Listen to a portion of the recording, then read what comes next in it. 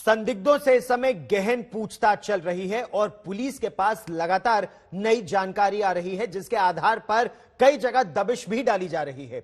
इस बीच इस आतंकी नेटवर्क के तार पंजाब से जुड़े होने का शक भी गहरा गया है। दरअसल पिछले महीने पंजाब से कुछ आईईडी और विस्फोटक बरामद किए गए थे।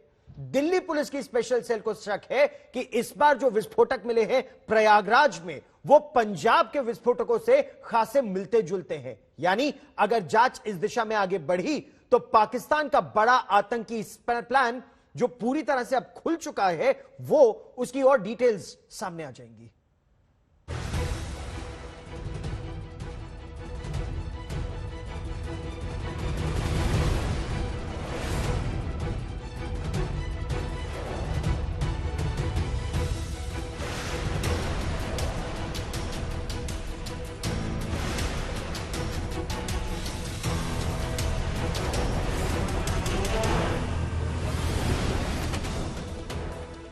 क्या पंजाब से है नए टेरर मॉड्यूल का कनेक्शन? क्या पंजाब और प्रयागराज में बरामद आईडी ऐसी है?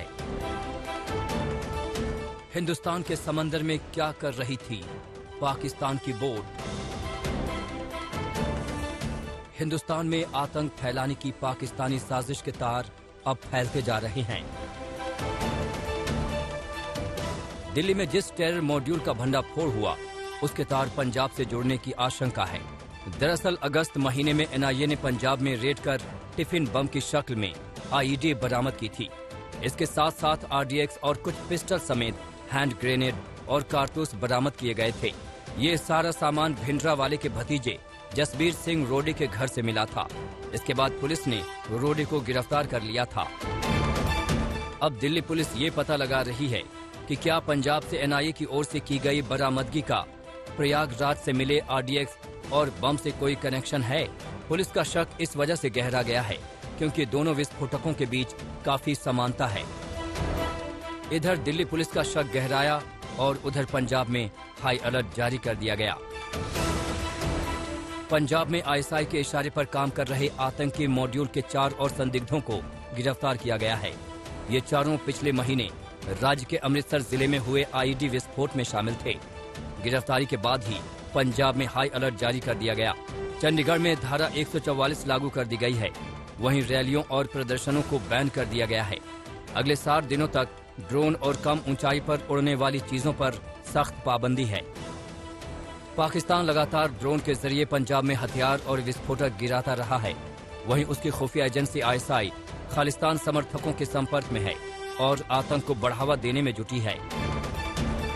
इस बीच भारतीय तटरक्षक जहाज राज रतन ने निगरानी मिशन के दौरान भारत की समुद्री सीमा में घुसाए अल्लाह पवाकल पकड़ लिया है। इस नाव पर 12 लोग सवार थे। भारतीय तटरक्षक बल के जहाज ने खराब मौसम के बावजूद इस नाव का पीछा किया और उसे अपने कब्जे में लिया। वहीं जांच के लिए इस नाव के साथ इसके चालक दल को खुफिया एजेंसियों के हवाले कर दिया गया। ऐसे समय में जब पाकिस्तान समंदर के रास्ते आतंकियों को लाने और ले जाने का काम कर रहा है, तब समंदर के रास्ते मुंबई जैसे हमले की आशंका भी बढ़ गई है। इस बीच महाराष्ट्र और यूपी एटीएस की टीम भी दिल्ली में पुलिस हिरासत में मौजूद 6 संदिग्धों से पूछताछ करेगी। इससे ये खुलासा हो सकेगा कि देश में किन किन जगहों पर इस मॉड्यूल ने आतंकी मंसूबों को अंजाम देने की प्लानिंग की थी। चंडीगढ़ में मंजीत सहगल के साथ हिमांशु मिश्रा और अरविंद ओझा, दिल्ली आज तक।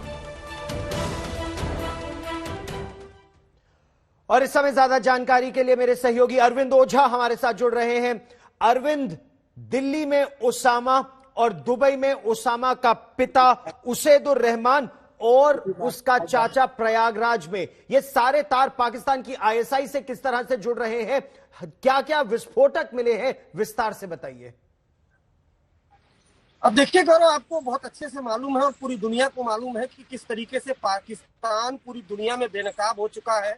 पाकिस्तान अपने घर में जो आतंकी है उनको न सिर्फ पनाह देता है, पालता पोसता है, बल्कि ट्रेनिंग कैंप चलाता है।